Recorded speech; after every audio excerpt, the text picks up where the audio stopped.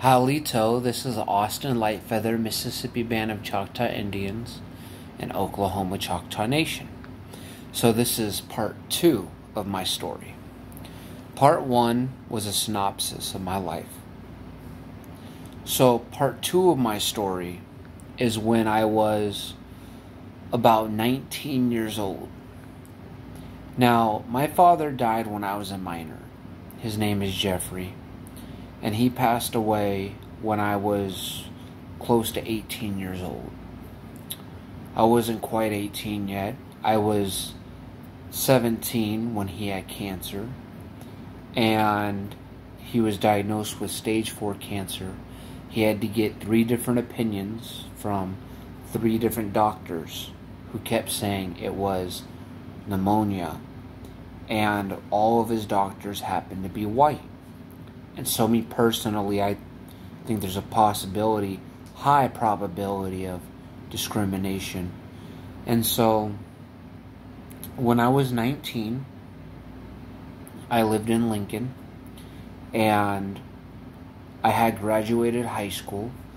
My father's death set me back from graduating on time, so I ended up going to high school for a couple more years because the psychological effects of his death made life very difficult.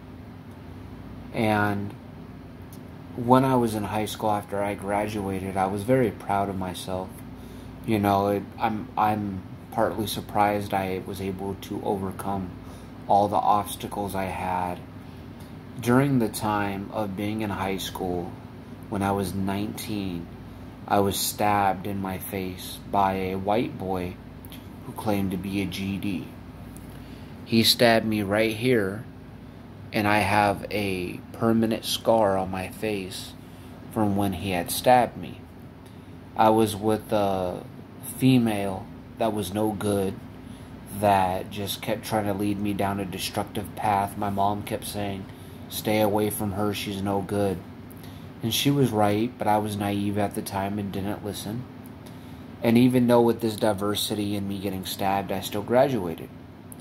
After I graduated from high school, I moved into a apartment, and I thought I had a lot of friends, but in high school, I guess they were just people that wanted to pick on me. I had no idea that they weren't my friends. Again, it's because I was very, very naive to what was going on. And it was very sick how the white kids treated me.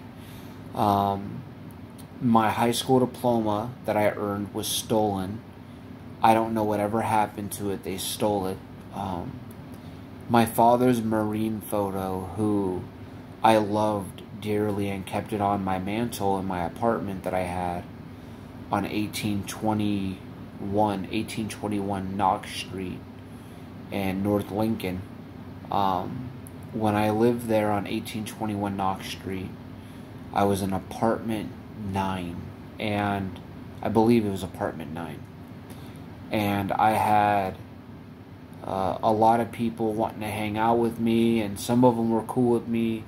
Some of them I didn't really know or associate with, but I was naive. I was a young kid, and I didn't know the ramifications of hanging around these kind of people at the time. I had no guidance. My father had passed away.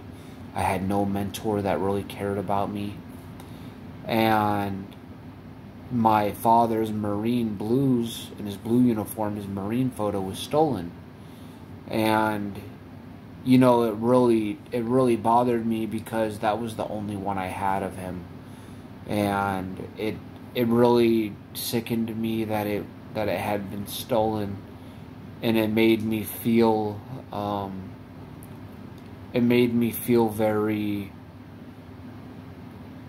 uncomfortable to the society around me. And when you steal something like that from somebody, it hits your sacred, spiritual, just your aura. It hits everything that it shouldn't hit.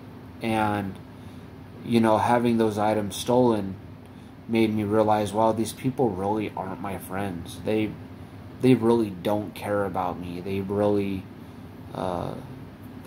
just want to, step all over whatever they feel like they're stepping on. And so I had multiple types of discrimination happen. And I always knew I was Native.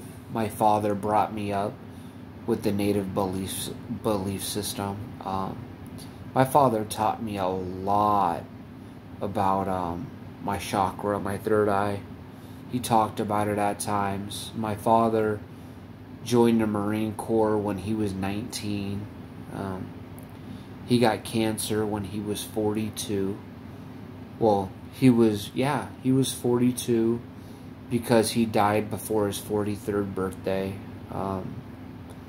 And after he died, my world just, it collapsed, and I needed to find out quick how to be a man. And unfortunately, the prison system's always there waiting for somebody, and it happened to be waiting for me. But I didn't really know how the system had worked. I didn't understand the system enough to fight against it at the time. That's something I had to hone on my own and read. And so I decided to get educated in prison. And, per capita, there are more natives incarcerated than any other race to this day because there's less of us. So I want you to absorb that a little bit. Per capita, there are more blacks incarcerated than whites and Mexicans, but per capita, there are more natives incarcerated than any other race at all to this day. And I was one of them. I became a statistic. And us natives and blacks we have a really hard time in society. We've gone through more, I believe, historically in America than any other race historically. And being of native descent, or being of native ascent, meaning I'm a descent of natives, has basically put a target on my life. And after high school, I wasn't treated very well by people in the community. A lot of people in the community treated me like trash. They put me down. My items were stolen. My personal pride was stolen as well for quite a while. I had to gain that back. And throughout my life and throughout the things I've been through after moving to Nebraska, growing up in a trailer park when we first moved here to Nebraska, that was tough because I was around a lot of white people that I knew didn't have my best interest. At one point, we thought my brother Justin had been kidnapped, but he happened to be next door eating some chips and cookies, and I thought it was pretty funny, I'm going to be honest. When we found out, we thought it was funny. At first, we thought my brother had been abducted. Thankfully, he wasn't. When we found out he was next door, we don't know how he got there. We don't know what it was that had him go into that house. All we know is he was smashing some cookies and chips. And I love that story so much. I don't like the fact that we thought he was abducted.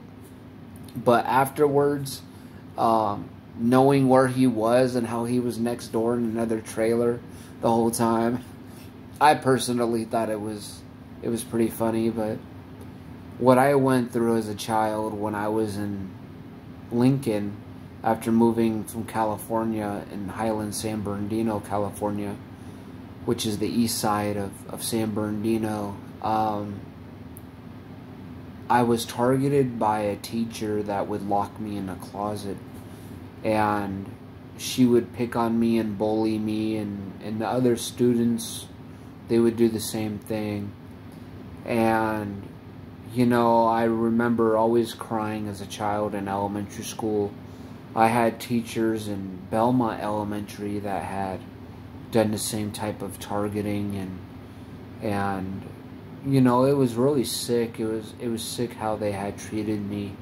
And this is back in the 90s when racism was definitely on steroids, and the white people were allowed to do a lot more than what they're able to do today. We're obviously fighting back for what we believe in more now than ever, but some of the things I've been through, I look back and I try not to even visit those memories because of how devastating those memories are, and living with those memories, even though I didn't want them and they were put on me by their people, made my life difficult. I had a lot of kids that would bully me in middle school and in elementary school, and there's a lot of people that try to say, oh, Austin Lightfeather, he tries to play the victim and this and this. I think they're forgetting who the real victim is, and I think they're forgetting who the victorious one is at the same time. I was victimized for a long time, and yet I was able to dig out of these holes and become victorious through the discrimination. And my life has not been a bed of roses. It hasn't been a cakewalk. You know, being stabbed in the face when I'm a kid, and losing my father and not having a mentor, and trying to find my own path and find my way all on my own, I'm partly surprised I'm here still. You know, I mean, the devastating institutions I've been in, the cross-country trips I've taken just to have my voice stand out, you know, the fact that I was able to accomplish that and conquer that just tells you I have warrior blood in my DNA, because of the fact that having autism, being able to accomplish those things, autistic people aren't able to do those kinds of things, and I was able to do them. And so, you know, I'm back in Lincoln, and I'm here because I'm not going to let a city push me out when originally this is my land. Nebraska is actually a native name. It means flat water, and the real name for Nebraska is Nebraska, Nebraska with the TH.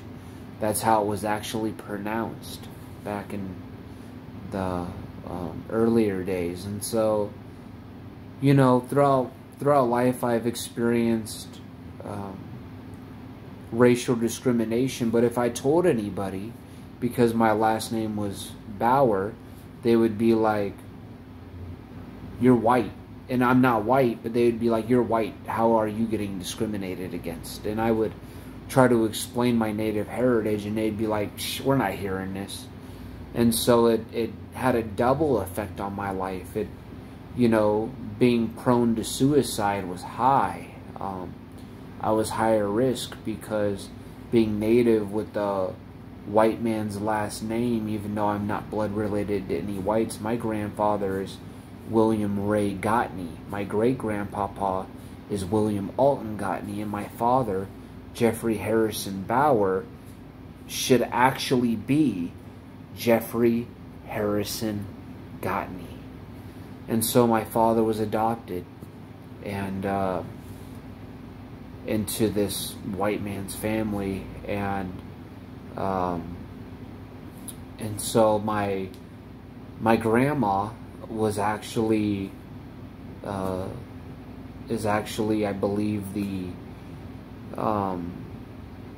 original biological parent to my father, but William Ray is as well. And if you look at the paperwork for what it is in the documentation, you can see that my grandma had an affair with William Ray Gottney, and that Roger Harrison Bauer is not my biological grandfather, nor is he my father's biological father. And so it's been a long journey and a long fight just to gain some confidence and stick up for what I knew to be true, because I always knew I wasn't white. And so this is part 2 of my story. This is the Austin Lightfeather, Mississippi Band of Choctaw Indians, Oklahoma Choctaw Nation. And I just really hope that you were able to stay with me during this video and listen to the truths and the trail I've had to go on all my own just to make it here and still be alive through everything I've been through. Yako Key for watching my video. God bless all of you. I hope you guys have a great day.